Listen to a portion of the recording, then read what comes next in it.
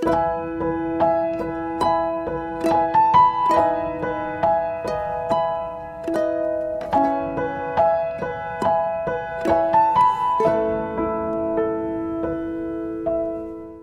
semuanya.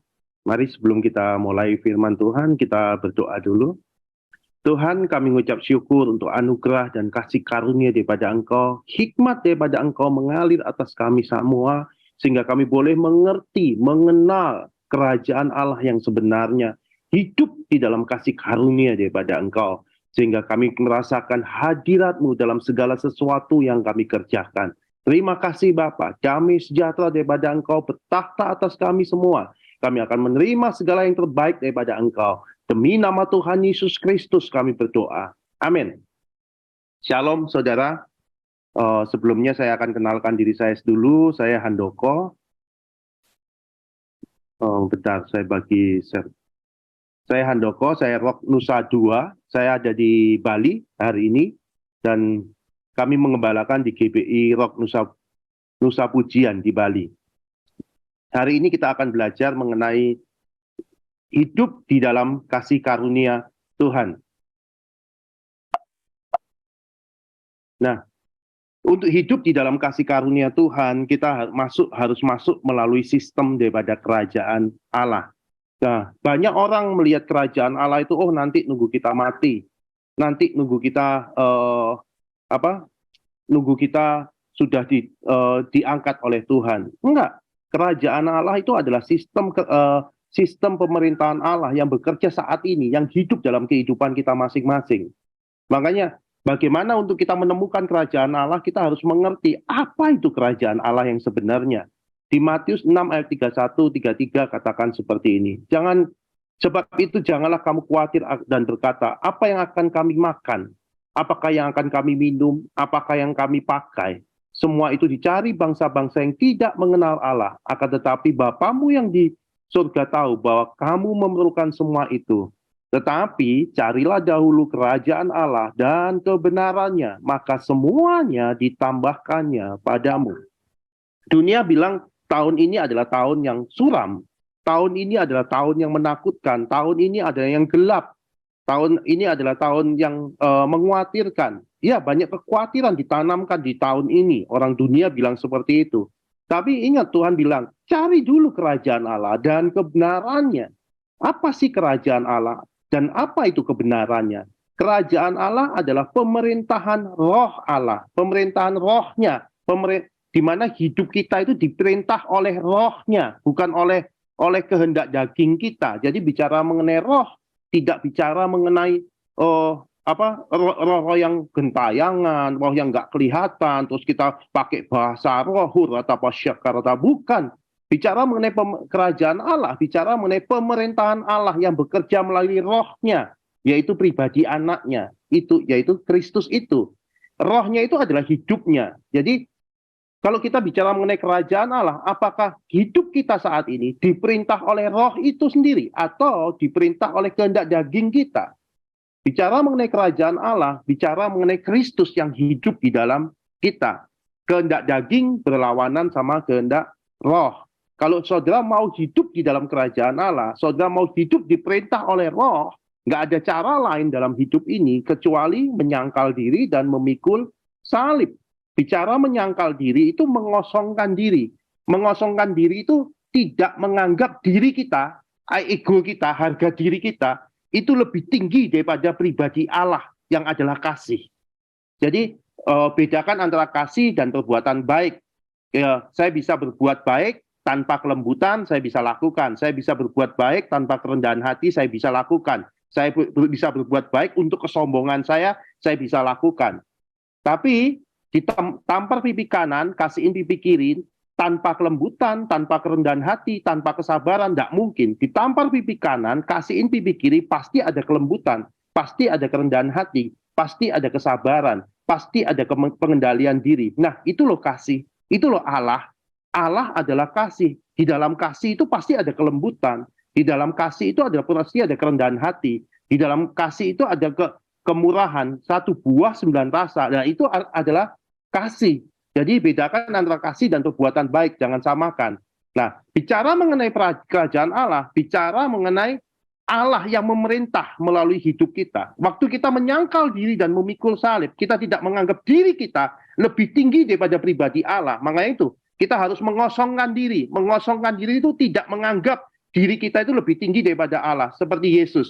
Yesus dia Allah, dia punya posisi yang paling tinggi, tapi dia mengosongkan diri menjadi manusia. Begitupun kita, saya gembala, saya pendeta, tapi saya tidak menganggap posisi saya sebagai pendeta ini sebagai milik yang saya harus pertahankan sehingga saya perintah orang seenaknya. Enggak, saya mau melayani ke bawah, enggak perintah-perintah, enggak bentak-bentak orang, tapi mau mengosongkan diri. Saya suami ini, terus ada istri saya salah gitu, saya harus mengosongkan diri, menerima kelemahan istri saya. Saya enggak menganggap ego saya ini lebih tinggi. Itulah menghargai Allah lebih tinggi daripada kita. Itulah hukum pertama dan terutama kasih kepada Allah. Jadi bicara mengenai kasih kepada Allah ini bukan masalah pelayanan. Kasih kepada Allah ini bukan bicara mengenai doa pagi, doa malam, baca Alkitab, bukan. Tapi engkau tidak menganggap dirimu ini, harga dirimu ini lebih tinggi daripada pribadi Allah. Itulah hukum yang pertama dan terutama, kasih kepada Allah. Nah, waktu engkau bisa mengosongkan diri, maka hukum kedua, kasih kepada sesama. Waktu kita mengosongkan diri, kita kadang menganggap ego kita lebih tinggi daripada diri kita. Bahkan orang yang menjengkelkan kita pun atau musuh kita pun pasti kita bisa ampuni kan? Pasti kita bisa mengasihi. Karena apa? Kita tidak menganggap diri kita lebih tinggi daripada pribadi kasih itu. Kita bisa ngampuni dia. Lah itu kasih kepada sesama. Artinya gini, hukum pertama dan pertama dan utama dan hukum kedua pasti ada di dalam diri kita. Nah itu loh. Bicara mengenai kerajaan Allah, bicara mengenai pemerintahan Allah. Dengan apa? Dengan pikiran dan perasaan Kristus tadi yang mengosongkan diri itu. Tidak menganggap diri kita lebih tinggi dari pribadi Allah dan kasih kepada sesama. Nah, waktu menyangkal diri dan memikul salib tadi itu ada dalam diri kita. Menyangkal diri itu mengosongkan diri, memikul salib itu menerima seperti Yesus memikul salib. Menerima dosa orang lain, menerima kesalahan orang lain sebagai tanggung jawabnya. Nah, kadang-kadang kita memikul salib siapa? Istri kita, suami kita, orang sekitar kita yang menjengkelkan sekali. Udahlah, aku ampuni aja deh. Udahlah, aku tanggung jawab aja. Kita harus belajar untuk memikul salib tanpa menghakimi mereka. Nah, waktu kita belajar memikul salib, itu adalah hukum kedua, kasih kepada sesama. Makanya menyangkal diri dan memikul salib, itu hukum pertama dan utama, dan hukum yang kedua itu bekerja dalam kita. Waktu kerajaan Allah itu bekerja, sistem ini bekerja, maka kebenarannya, yaitu Kristus itu, kasih itu, akan muncul dengan sendirinya melalui kehidupan kita. Jadi bicara mengenai kerajaan Allah dan kebenarannya, bicara mengenai hidupmu yang terus-menerus bergaul erat dengan Tuhan, dengan apa? Menyangkal diri dan memikul salib, sehingga hidupmu bukan kau lagi yang hidup, tapi Kristus yang hidup. Makanya banyak orang rajin berdoa, ke gereja rajin ke gereja, baca Alkitab rajin baca Alkitab, tapi memperlakukan suaminya, memperlakukan istrinya, memperlakukan anaknya, memperlakukan pembantunya, merasa paling hebat, paling rohani, paling pelayanan paling banyak. Nggak ada gunanya. Karena apa? Yang di hadapan Bapak, yang paling penting itu bukan, Tuhan aku lakukan mujizat, aku usir setan, aku bernubuat, oh Tuhan aku lakukan ini, aku menjangkau jiwa. Bukan. Di hadapan Tuhan, apakah buahnya, apakah Kristus itu, apakah kerajaan Allah, sistemnya tadi itu, bekerja dalam diri kita. Sehingga melalui sistem itu, menyangkal diri dan memikul salib itu, Kristus dinyatakan. Melalui siapa? Melalui kehidupan kita yang adalah baitnya. Nah, waktu saudara bicara mengenai kerajaan Allah dan kebenaran, menemukan ini saudara ada damai sejahtera, ada sukacita, di mana keluargamu akan dipulihkan, di mana segala sesuatu yang kita kerjakan itu lebih ringan, jauh lebih ringan. Masalah pasti ada, enggak ujuk-ujuk nggak ada masalah, enggak. Tapi waktu kita mengerjakannya dengan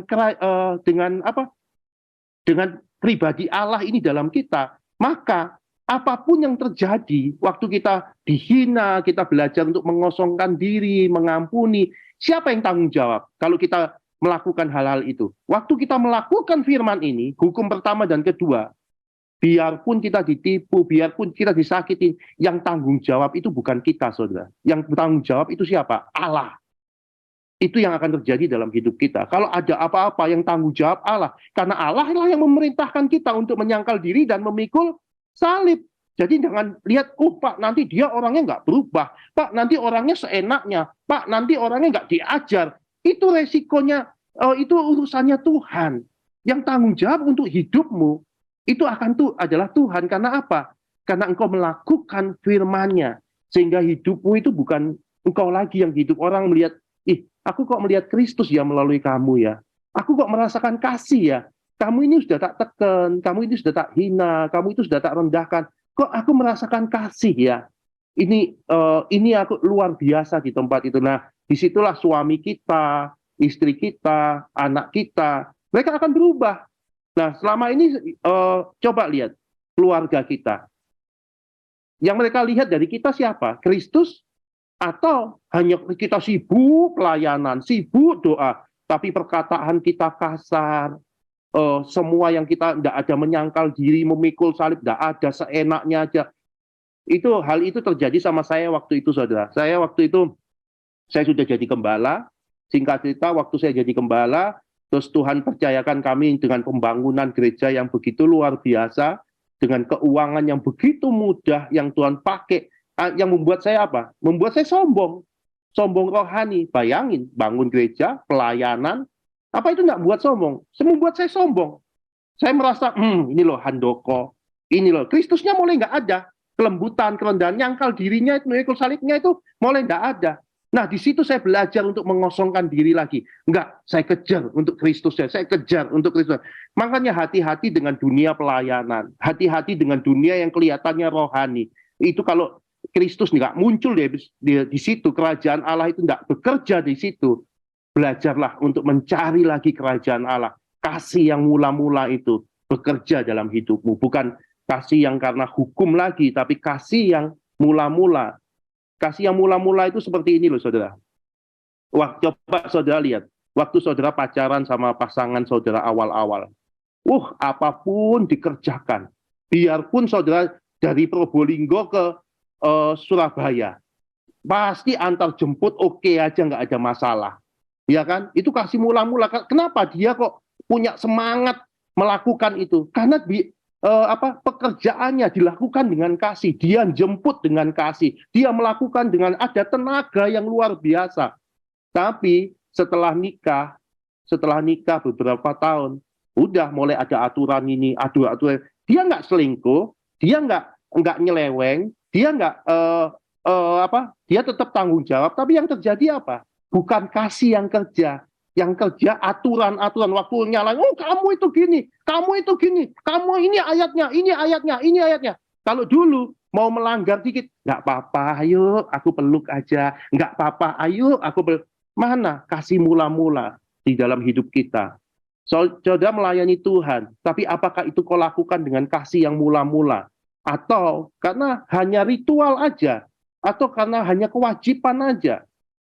Kau mulai capek, tidak dilakukan dengan kasih. Nah, ini belajar untuk mencari kerajaan Allah, belajar untuk mengosongkan diri kita, terus mengosongkan diri, sehingga bukan kita lagi yang hidup, tapi Kristus yang hidup. Nah, jangan kita melayani, gini loh saudara, Kolose 2 ayat 6-14, karena katakan seperti ini, jangan melayani bayangan Kristus, gini maksudnya seperti ini saudara. Di Kolose itu katakan seperti ini.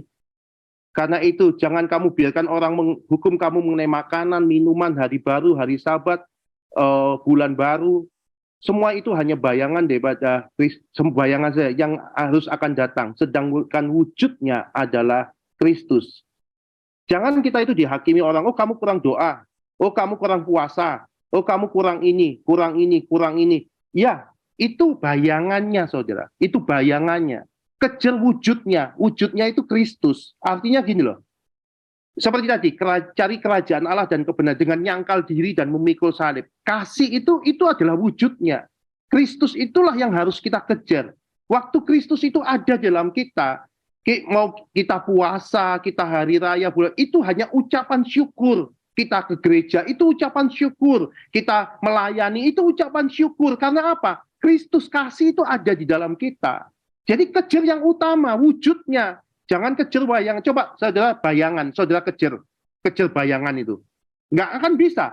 Nggak bisa, dan bayangan itu selalu berubah-ubah sesuai dengan arah sinarnya. Dari arah sinarnya dari sini, bayangannya bentuknya beda. Dari arahnya sinar dari sini, bayangannya bentuknya gereja. Pak, di gereja sana perpuluhannya gini. Pak, di gereja sana persembahannya gini. Pak, karena apa? Saudara bingung dengan bayangannya.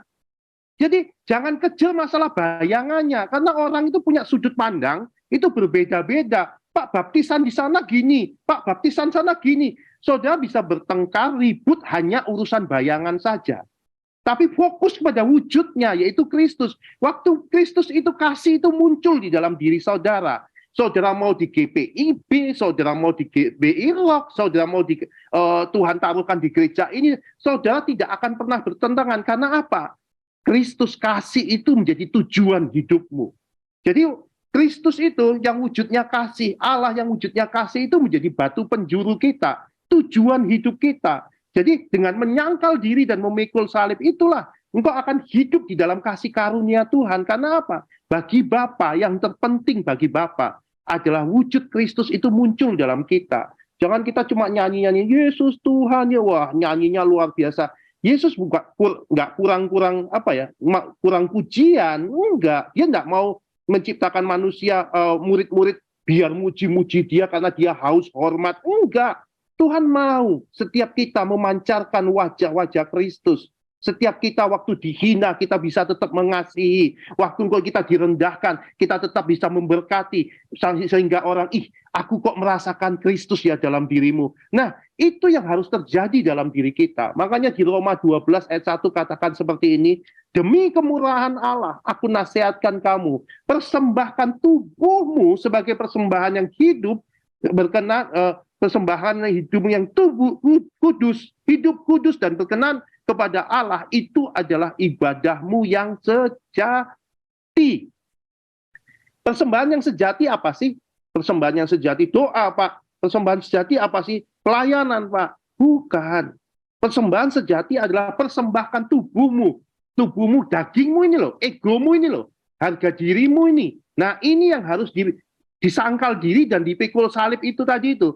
Waktu engkau dihina, engkau tetap mengasihi. Nah, itu persembahan tubuh. Waktu engkau disalahkan, engkau tetap bisa berdiri dengan suamimu, engkau tetap bisa mengasihi. Nah, itu persembahan tubuh. Itulah persembahan tubuh yang hidup, kudus, berkenan. Lebih daripada sekedar lagu. Lebih daripada sekedar pujian.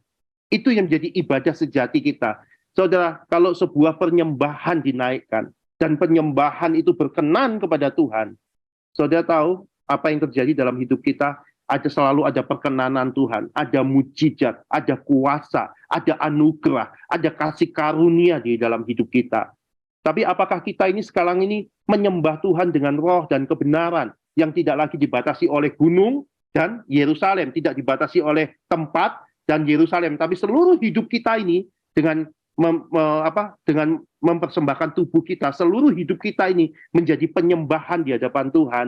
Ini yang paling penting. Boleh kita menyanyi, memuji, menyembah Tuhan dengan lagu-lagu banyak, tapi pastikan engkau selalu menaikkan persembahan tubuhmu sebagai persembahan yang hidup, kudus, berkenan di hadapan Tuhan. Nah, penyembahan-penyembahan seperti inilah kadang-kadang selalu dihindari oleh anak-anak Tuhan. Orang anak Tuhan, enggak lah, pokoknya aku ke gereja. Enggak lah, pokoknya aku ngasih persembahan uang aja. Aku ngasih persembahan uang itu cuma ucapan syukur. Ke gereja nyanyi itu cuma ucapan syukur. Ke mendengarkan firman itu memang kita harus makan firman. Tapi ibadah yang sejati adalah engkau menyangkal diri dan memikul salib. Mengosongkan diri dan memikul salib tadi itu, menyangkal diri dan memikul salib itu adalah penggenapan hukum yang pertama dan yang kedua. Makanya kalau orang Yahudi itu saudara lihat orang Yahudi itu kalau masang tefilin itu di batuknya, pernah lihat yang dipasang di batuknya itu tefilin itu kotak, itu hukum pertama dan utama dipasang di batuknya, kasih kepada Allah. Terus hukum kedua ditaliin di tangannya, lengannya ini, yang dekat hatinya, itu adalah kasih kepada sesama. Nah, mereka bangga dengan tali ini, yang ditali dengan hukum yang pertama, hukum yang kedua. Mereka pikir, wah, aku sudah melakukan ibadah. Tapi tahu nggak, saudara? Sebenarnya hukum yang pertama itu kasih kepada Allah, itu pikiran kita yang selalu mengosongkan diri. Itu pikiran Kristus. Dan yang kedua, yang ditaliin itu hukum kedua, kasih kepada sesama itu memikul salib. Kita seneng ritualnya, bentuknya, aksesorisnya, tapi esensi ibadah itu sendiri nggak ada dalam diri kita. Nah, ini yang membuat kadang-kadang kita itu kita itu nggak sampai kepada apa yang Tuhan mau, karena kita itu seneng aksesorisnya, tapi intisari penyembahan kita tidak sampai kepada Tuhan. Makanya saudara harus tahu bahwa menyangkal diri dan memikul salib itu adalah hukum pertama dan hukum kedua yang harus kita kerjakan dalam hidup kita. Tiap hari, di mana Pak? Di dalam hubunganmu suami istri, di dalam hubunganmu dengan pembantu kita, dengan orang-orang sekitar kita, kita harus tahu hukum yang pertama dan utama adalah kasih kepada Allah. Engkau tidak menganggap dirimu, egomu, harga dirimu, posisimu lebih tinggi daripada pribadi Allah yang adalah kasih. Nah, itu adalah kasih kepada Allah. Kalau kau punya hukum pertama, pasti hukum kedua itu gampang kau kerjakan. Karena apa? Egomu sudah tidak ada. Harga dirimu tidak egomu itu tidak aku enggak. Tapi kamu bisa menerima sesama. Kamu tidak akan merendahkan orang lain. Tapi kamu akan menganggap orang lain lebih penting dari dirimu. Itu yang terjadi dalam hidup kita. Sehingga orang melihat, aku melihat wujudnya Kristus. Aku melihat Kristus dalam kamu. Terus waktu kita ke gereja, doa pagi, doa malam, itu ucapan syukur kepada Tuhan. Yang menyembah siapa? Yang menyembah bukan kamu lagi yang menyembah, tapi siapa? Kristus. Ucapan syukur, kasih itu yang menyembah, yang muncul. Tuhan terima kasih, Tuhan terima kasih. Penyembahan kita bekerja bukan karena, karena kita kurang uang, besok ada tagihan, kita berdoa. Iman kita digerakkan oleh ketakutan, bukan karena kasih. Karena kita besok ada masalah ini, kita doa, Tuhan, tolong Tuhan, ke gereja, Tuhan. Jadi iman kita itu bekerja bukan karena kasih, tapi iman kita bekerja karena takut, karena tekanan ekonomi, tekanan suami kita nggak berubah, tekanan si ini. Jadi iman kita bekerjanya karena ketakutan, bukan iman yang bekerja oleh kasih. Harusnya iman yang berkenan kepada Tuhan adalah iman yang bekerja oleh pribadi Kristus yang adalah kasih. Nah, itu yang harus terjadi. Nah, iman seperti itulah yang akan menjadikan segala sesuatunya baik. Semuanya itu Tuhan bukakan. Kasih karunia demi kasih karunia Tuhan disingkapkan kepada kita. Hari lepas hari kita akan menerima kasih karunia demi kasih karunia Tuhan waktu kita menyembah Tuhan dalam roh dan kebenaran. Roh bicara mengenai hidup kita, kebenaran bicara mengenai Kristus, kehidupan Kristus. Nah, saya akan terangkan ini sedikit lagi. Tawanan roh dan tawanan daging. Kehendak roh berlawanan sama kehendak daging. Coba saudara, saya ngomong, saudara adalah tawanan daging. Apa yang terjadi?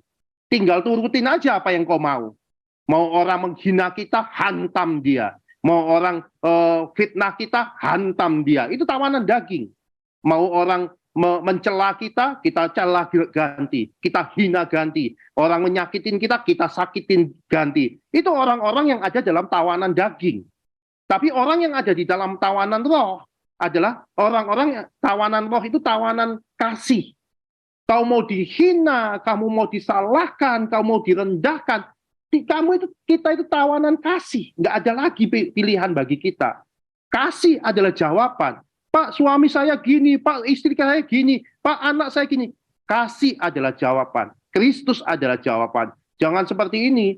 Oh, ada masalah, entar ya, aku berdoa dulu. Kristus adalah jawaban. No, ada masalah. Bukan masalah doanya. Ada masalah, Kristus itu sebagai jawaban. Kasih itu jawaban dulu. Kelihatannya nggak adil. Waktu kita dihianatin orang, waktu kita disakitin orang, tapi kita harus tetap mengasihi. Kelihatannya nggak adil, tapi ketahuilah, Itulah yang harus terjadi dalam hidup kita. Karena kita ini tawanan roh.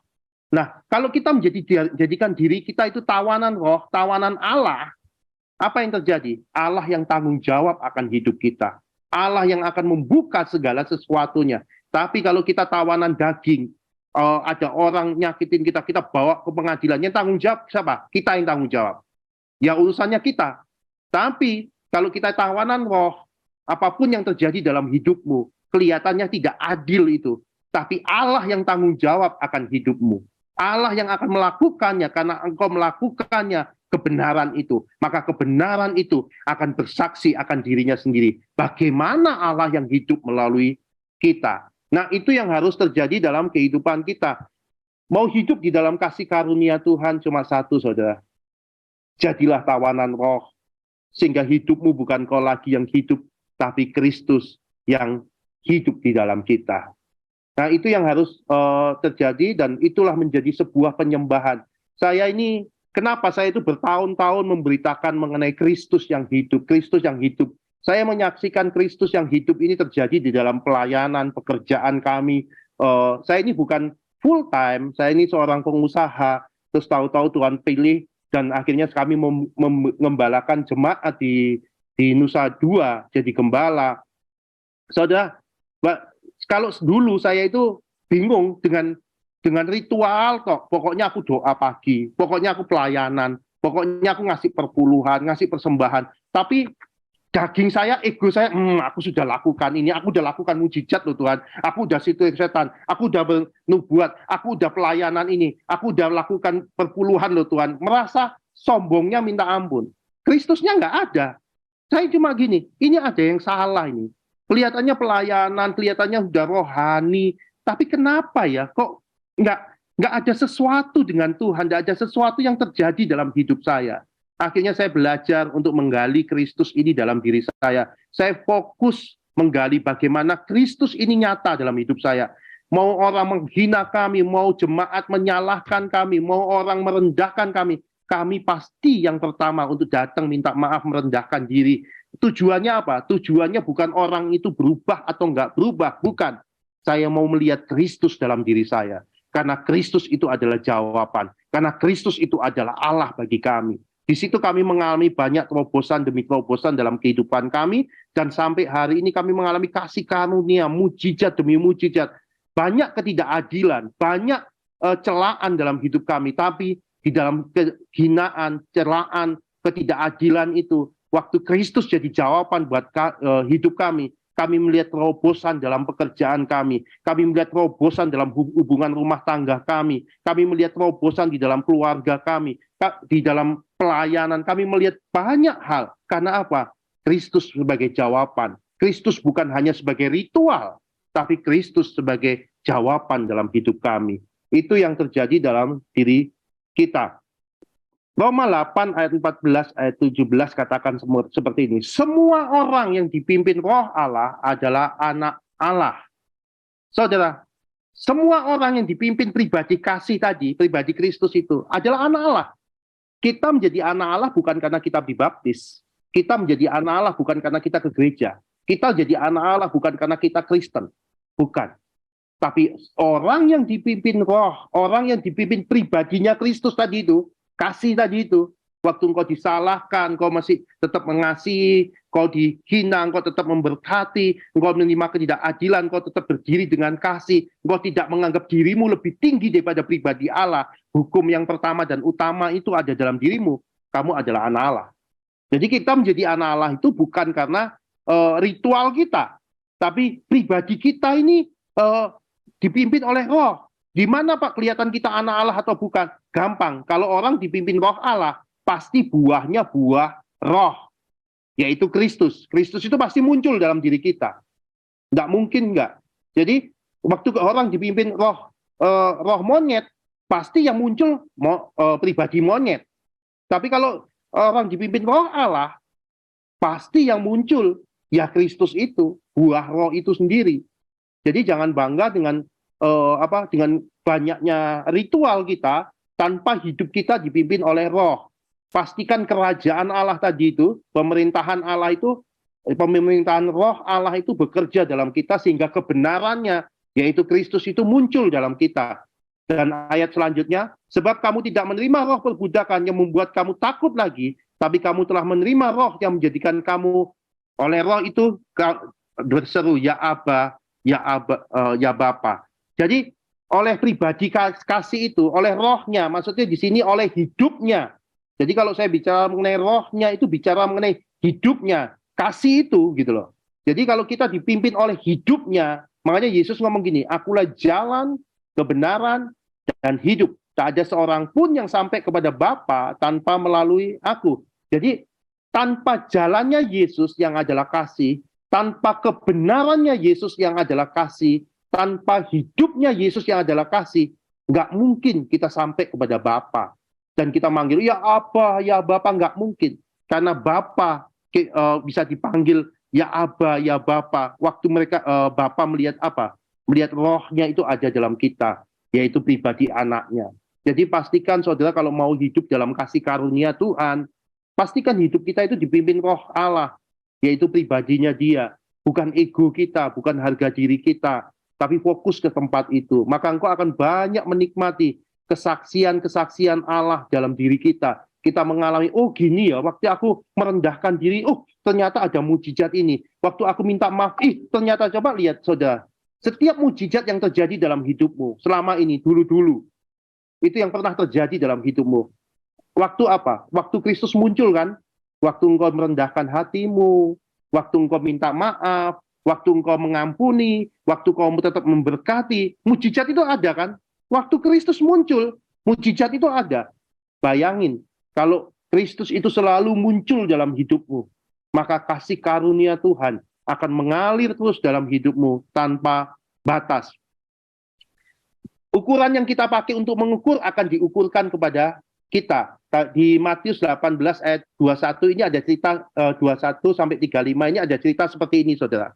Ada seorang hamba punya utang besar. Lalu dia datang kepada hamba ini, dia minta ampun, akhirnya sama sang raja diampuni. Rajanya penuh belas kasihan. Oh, tak ampuni. Oke, saya ampuni, saya bebaskan kamu. Setelah sudah dibebaskan, hambanya dibebaskan daripada semua hutangnya. Udah merdeka kan, karena rajanya pakai kasih karunia, pakai kasih, diampunin. Singkat cerita, dia keluar dari ruangan itu, melihat temannya yang punya hutang sama dia. Kok ini ya yang punya utang sama aku ya? Wah, langsung, ini ada ayatnya ini. Ada ayatnya, ada hukumnya ini. Sesuai hukum, temennya itu langsung dipenjara, dimasukin penjara, sampai dia bayar hutangnya. Bayangin, dia masuk penjara, dia masukin temannya ke penjara. Artinya apa? Dia tidak menentang hukum, dia melakukannya sesuai dengan hukum yang ada. Di penjara, dimasukin penjara. Padahal dia sudah baru terima kasih karunia daripada rajanya. Maka apa yang terjadi? Ukuran yang dia ukur, hamba yang dibebaskan utangnya tadi, kan dia mengukurkan dengan hukum. Maka rajanya marah juga. Ukuran yang dia ukur diukurkan juga kepada dia. Maka apa? Dipanggil orang yang setelah dibebaskan hutangnya itu dimasukkan ke penjara, diserahkan kepada algojo-algojonya. Artinya apa saudara? Bagaimana Tuhan memperlakukan kau? Begitupun kita harus memperlakukan orang-orang sekitar kita. Kalau kita menerima pengampunan, kita menerima kebebasan, anugerah bagi Tuhan, jangan karena ini ada ayatnya gini, dia harus seperti ini, dia harus seperti ini. Bagaimana Tuhan memperlakukan kamu, begitulah kita harus memperlakukan sesama kita. Mungkin banyak rasanya tidak adil, tapi itulah yang Tuhan lakukan dalam hidup kita. Jadi jangan kita, kasih karunia, kasih karunia. Ya, memang Tuhan sudah menebus kita, Tuhan sudah membebaskan kita, tapi kita belajar dari si hamba ini. Bagaimana setelah dia dibebaskan dari hutangnya, tapi dia tidak memperlakukan sesamanya seperti rajanya memperlakukannya kepada dia. Apa yang terjadi? Dia dipanggil dan diserahkan kepada algojo-algojonya. Ini yang saya maksud saudara. Belajarlah untuk hidup dipimpin oleh kasih. Karena kasih itu adalah sumber hidupmu. Kasih itu adalah kebenaran. Kasih itu adalah jawaban dalam hidupmu. Mungkin banyak ketidakadilan di dalam hidupmu karena engkau melakukan kasih ini. Tapi jangan khawatir. Karena Tuhanlah yang akan bertanggung jawab dengan jalan-jalan Allah yang kau pilih. Memang jalannya Yesus itu bertentangan dengan kehendak daging kita. Jalannya Kristus itu nggak cocok sama kita. Karena apa? Jalannya Kristus itu selalu mengasihi orang yang menghina, orang yang menyalahkan, orang yang nggak benar sama kita. Itu jalannya Kristus. Tapi waktu engkau ada di jalannya Kristus, maka jalan itu, saudara, akan menuntun kita kepada kemenangan demi kemenangan dan kasih karunia demi kasih karunia. Tuhan Yesus memberkati kita. Amin. Puji Tuhan, berikan dulu tepuk tangan bagi kemuliaan nama Tuhan Yesus. Haleluya. Puji Tuhan, ya. Saudara semua diberkati. Mungkin di bagian ini ada yang mau bertanya. Tadi dikasih kesempatan bertanya, nggak ada yang bertanya. Kalau mau bertanya, sebentar. Saya buka deh kalau gitu mute all-nya. Ya, ada yang mau bertanya? Halo Pastor, mau nanya, kita mendapatkan kasih karunia itu apakah secara otomatis atau hanya orang tertentu saja, atau bagaimanakah kasih karunia itu gitu? Ya, kasih karunia daripada Tuhan itu cuma-cuma, namanya aja kasih karunia. Kasih karunia itu kita itu apa ya? Ya kita dapatkan cuma-cuma. Dan supaya kasih karunia itu, penebusan Tuhan itu kan membuat kita merdeka. Tapi untuk kita kasih karunia itu terus bekerja dalam hidup kita, kita harus hidup di dalam Dia kan. Seperti pokok dan ranting itu satu. Begitupun kita sama apa? Kita ini ranting sama pokok itu kan satu. Nah, apa yang ranting makan, itulah yang pokok makan. Apa yang pokok minum, itu yang ranting minum. Jadi apa? Jalannya pokok, kebenaran pokok, hidupnya pokok, itu jalannya ranting, hidupnya ranting, kebenarannya ranting. Betul kan? Sari-sari yang dimakan ranting, pas itu adalah sari-sari dari pokok. Pokok dan ranting jadi satu. Loh, itu loh hidup kita. Jadi untuk menerima kasih karunia itu tetap berjalan terus dalam hidup kita. Dan itu semakin besar, semakin luar biasa hidup kita. Satu, tinggal dalam Dia. Masalahnya kita setelah terima penebusan dari Tuhan, kita sudah dibaptis, yes, merdeka. Kita udah dibaptis, kita tubuh kita yang lama mati, kita hidup yang baru. Tapi sayangnya banyak orang udah dibaptis itu gini, seperti ulat sudah jadi kupu-kupu, tapi cara hidupnya kupu-kupu ini kayak ulet terus. Nah ini yang masalah gitu loh. Jadi kalau sudah tahu ulet jadi kupu-kupu, ayo hiduplah seperti kupu-kupu, jangan seperti ulet lagi. Sama waktu kita hidup dipimpin setelah kita dibaptis, ayo belajar menyangkal diri, memikul salib, terus mengampuni, melepaskan. Hidup kita ini dipimpin oleh kasih pribadi Allah itu. Nah, disitulah kasih karunia demi kasih karunia, kemurahan demi kemurahan Tuhan akan terjadi dalam hidup kita. Ya, itu aja. Terima kasih Pak. Oke. Ya, baik. Nah, ini ada pertanyaan yang ditujukan juga buat Pak Handoko yang dikirim kepada saya, ya. Kalau yang suka berbuat dosa berulang-ulang, apalagi dosa yang sama, yang disebut dosa favorit begitu ya. Bagaimana kasih karunia atas dosa seperti ini, Pak? Kalau saya bilang, orang kalau sering berbuat dosa, nyemplung lagi ke dosa, dia belum mengerti sebuah kebenaran. Jadi orang kalau sudah tahu kebenaran, mungkin dia jatuh, tapi dia tidak bisa nikmati jatuhnya. Dia bertobat, dia berubah. Itu pasti. Tapi orang-orang yang menikmati dosanya, dia jatuh lagi, lewat lagi ke situ, jatuh lagi lewat. Ya kalau buat saya dia nggak sungguh-sungguh dalam kebenaran itu. Itu kita tidak bisa hakimin orang itu. Oh dia pasti tidak diterima sama Tuhan. Ya, itu urusan dia sama Tuhan. Tapi yang penting kita tetap bisa menerima dia. Bagi kita bukan masalah orang itu diselamatkan atau nggak diselamatkan yang terpenting. Saya melayani orang, saudara. Bukan karena orang itu berubah saya diberkati, bukan karena orang itu berubah saya diselamatkan, bukan. Orang itu berubah nggak berubah itu nggak penting. Yang penting saya yang berubah, itu yang membuat saya berkenan. Jadi mau orang itu saya layanin, dia nggak berubah, dia tetap berbuat dosa, saya layani lagi nggak berubah, nggak apa-apa, urusan dia sama Tuhan, urusan saya sama Tuhan selesai. Jadi berhentilah menghakimi titik-titik itu. Amin. Oke, baik ya. Mungkin ada pertanyaan yang lain yang mau disampaikan? Boleh bertanya Bisa. lagi ya? Boleh. Ya, silakan. Kalau seandainya yang seperti Pastor Handoko ngomong, kalau orangnya tetap seperti begitu, kita melayani dengan kasih. Lalu, kalau kan kita juga manusia, kalau terus-terusan gitu, apakah kita harus sampai, kalau cowok sih paling kan logika mainnya. Kalau cewek gimana Pak? Kalau saya sebagai pelayan ya, melayani dengan kasih, tapi ulang-ulang kali sakitnya gimana? Apakah saya harus tetap melayani dengan kasih atau saya melarikan diri aja? Itu urusan dia kan dengan Tuhan. Yang penting saya sudah ngomong capek. Tapi apakah tetap saya harus kembali ke orang itu tetap melayani dengan kasih? Apalagi kalau berhubungan dengan teman pelayanan atau satu komunitas atau teman-teman dekat, mau nggak mau kita kan harus hadapi.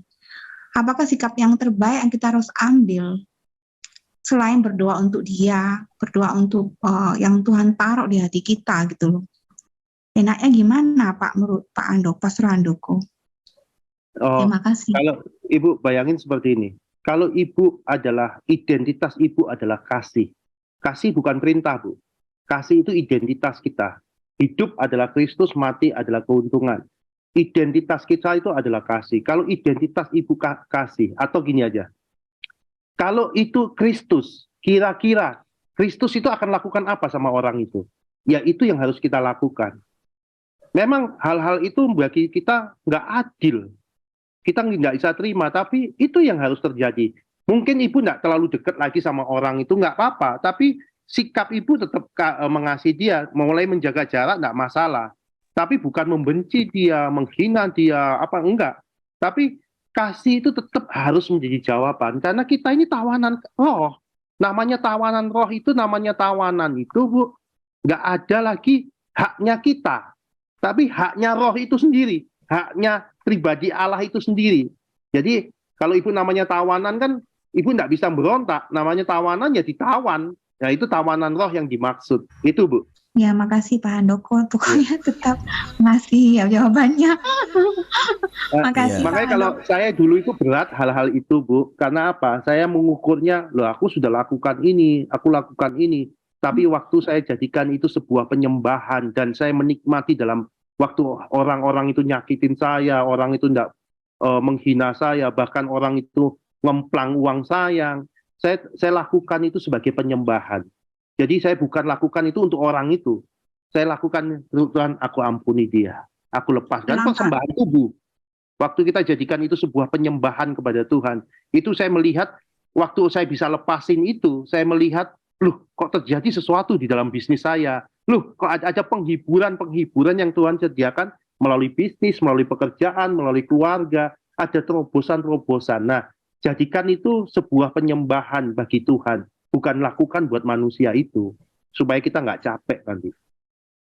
Apakah dengan sikap kita, kalau memberitahukan sekali, 2 kali, 3 kali, mungkin tidak dia dengarkan. Apakah harus terus, apa diam saja seterusnya, terserah dia.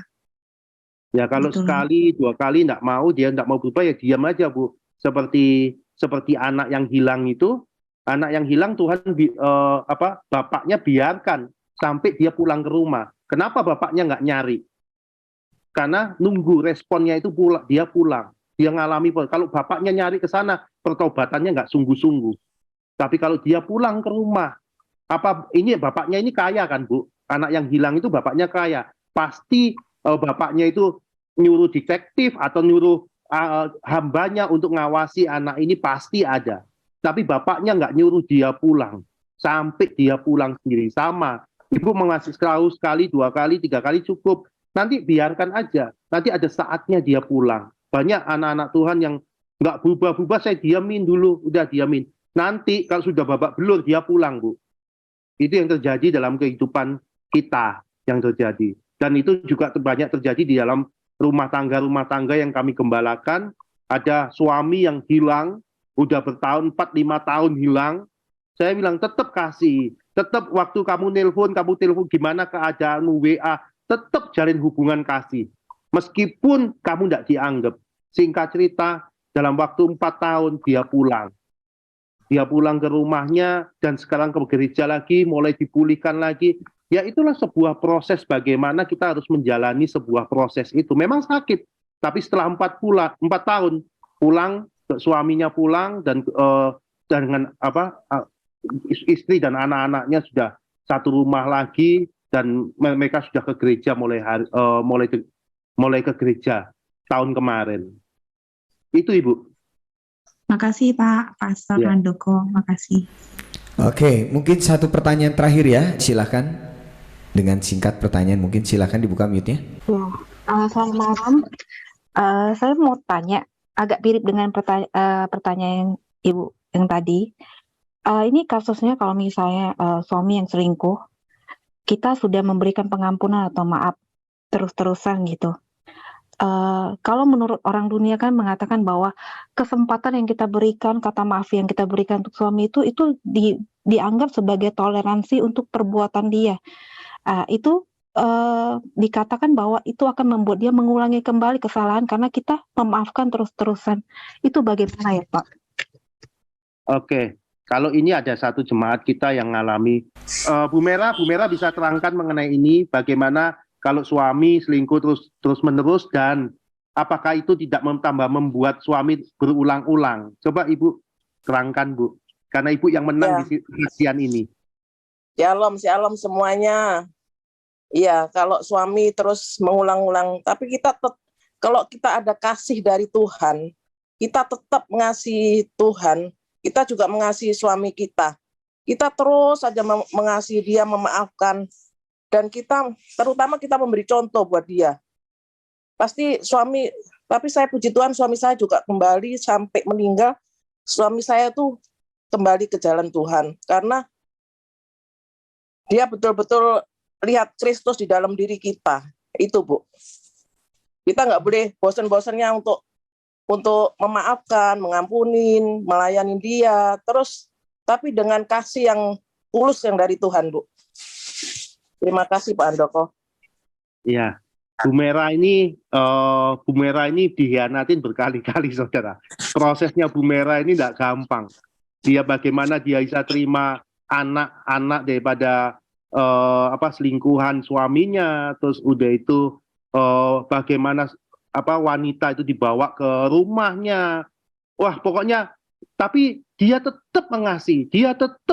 Kasih itu jadi jawaban buat suaminya. Sampai saya melihat benar-benar saya sendiri yang ngajarkan mengenai Kristus kepada dia, bagaimana kasih. Saya melihat bukan asal ajaran, tapi Kristus itu nyata-nyata hidup melalui Bu Mera. Benar, singkat cerita, Bu Mera mengalami terobosan suaminya kembali, dipulihkan, dan ya saya melihat itu anak-anaknya dipulihkan juga. Itu yang membuat saya luar biasa ya Tuhan, nggak pernah terlambat. Itu yang terjadi dalam kehidupan Bu Mera, saudara. Silakan mungkin kembali lagi. Wah, luar biasa, berikan tepuk tangan bagi kemuliaan nama Tuhan. Wow. Ya, terima kasih Pak Handoko yang sudah menjadi berkat buat kita melalui kebenaran firman Tuhan yang disampaikan dan juga untuk menjawab setiap pertanyaan-pertanyaan. Ya, mohon maaf karena waktu jadi pertanyaan ditutup ya. Dan mungkin ada yang mau disampaikan oleh Ibu Gembala. Ibu Gembala ini ada atau langsung ya silakan Bu Gembala. Terima kasih Pak Handoko, saya nggak buka kamera karena saya habis khotbah, ini perjalanan pulang.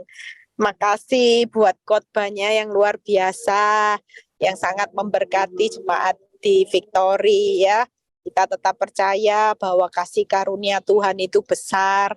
Tapi kita juga perlu tahu bahwa selama kita hidup dalam kasih karunia, kita jangan juga menyepelekan kasih karunia ya.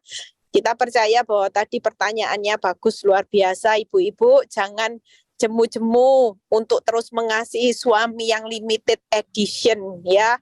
Itu tadi Pak Handoko bilang, kasihi aja kalau belum dibawa pulang karena dia sendiri belum bertobat sungguh-sungguh. Nanti kalau sudah sadar bertobat sungguh-sungguh pulang ya seperti suaminya Bu Mera itu wanita yang luar biasa. Nanti suaminya pasti suami-suami akan tersungkur di bawah kakinya Tuhan kalau sungguh-sungguh nanti ya. Tuhan Yesus memberkati. Puji Tuhan, terima kasih Ibu Gembala, dan untuk selanjutnya ditutup di dalam doa berkat oleh Pak Handoko. Tuhan Yesus memberkati. Mari angkat tangan saudara. Terimalah segala berkat yang terbaik daripada Allah Bapa, Putra, dan Roh Kudus. Damai sejahtera, sukacita daripada Allah mengalir atas seluruh kehidupanmu. Terimalah kasih karunia-Nya. Berkat daripada Abraham, Ishak, dan Yakub tercurah dalam seluruh kehidupanmu. Diberkatilah buah kandunganmu, diberkatilah pekerjaanmu, diberkatilah segala sesuatu yang kau kerjakan. Sebab Allah itu hidup di dalam kau. Demi nama Tuhan Yesus kami berdoa. Amin.